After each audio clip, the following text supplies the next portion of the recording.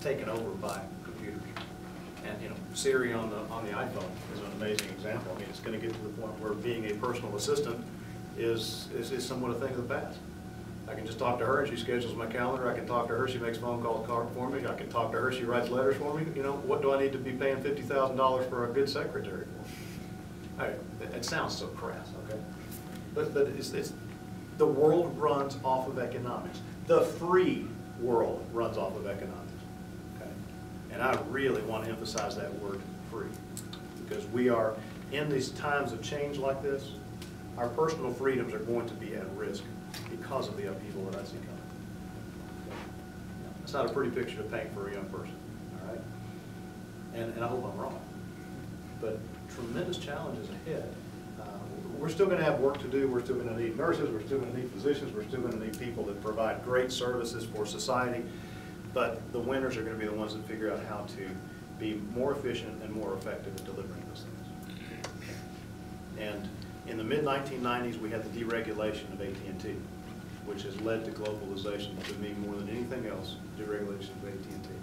Because when I was starting my company, a phone call to Tokyo cost about $1.10 a minute, $60 an hour. Okay, what's that phone call to Tokyo cost now? If you're smart enough, it's free on Skype or something, 10 cents. Well, $1 a minute, $60 an hour pays for a whole lot of healthcare benefits and a whole lot of retirement benefits and a whole lot of taxes. A 10-cent call to Tokyo doesn't.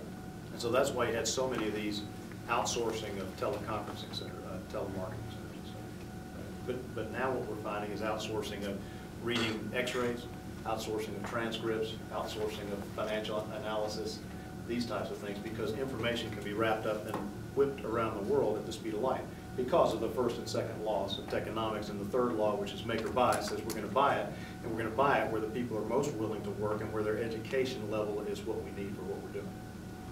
Okay. Interesting question and tough answer. Any other questions? Give me one that I can put a smile with. Where do you see education in maybe like 50 years, like at university level? Do you think there's gonna be like 50 University of Phoenixes? What's gonna happen to like our university, do you think? When everything, you can learn anything on the internet. Yeah, well there's just no replacement for what happens on a fall Saturday. Particularly when you got a good quarterback. Oh, just kidding. And you're asking me to project out 50 years. That's a tough thing. I think things like Khan Academy are going to be rather interesting. Those of you that are not familiar with Khan Academy, it's a guy who wanted to teach a couple of nieces basic things, and he's ended up with like 8,000 8-minute videos about everything from 2 + 2 to rocket science. And they're all indexed and ready to go. Bill Gates has gotten on board and funded a lot of that. So, you see, the educational system has a lot of inertia. Let's face it, it is a big institution. And in some senses, it's a big institution that has a lot of regulation on it, from accreditation boards, et cetera. So change comes very slowly in the higher education world. And what we are teaching, I had a guy, I love this.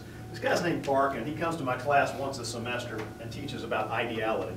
And he said to my engineering students, we spend 16 years teaching you how to answer questions. And we should be spending now 16 years how to teach you to ask the right questions. Because the fact of the matter is, whatever question I ask you,